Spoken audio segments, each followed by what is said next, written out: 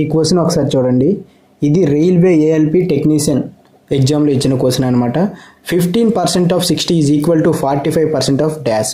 అంటే ఈ మొత్తం వాల్యూ మనం కనుక్కుంటే ఇక్కడ ఏది వేస్తే ఆ వాల్యూ వస్తుందని అడుగుతున్నాడు.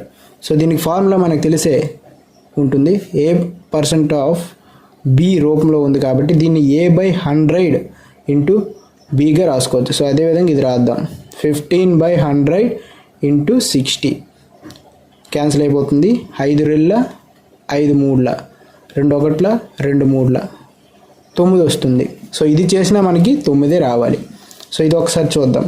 45/100 ఇంటూ ఇక్కడ B వాల్యూ అనేది మనం చేయాలన్నమాట. ఇది ఈక్వల్ టు 9 అవ్వాలి. సో ఇక్కడ మనం బాగా గమనించినట్లయితే ఇది క్యాన్సిల్ అయిపోతుంది. ఒకసారి చూడండి.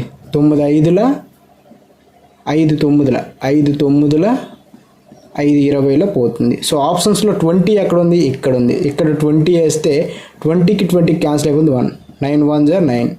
సో ఇక్కడ ఆన్సర్ ఏమొస్తుంది? 20 వస్తుంది.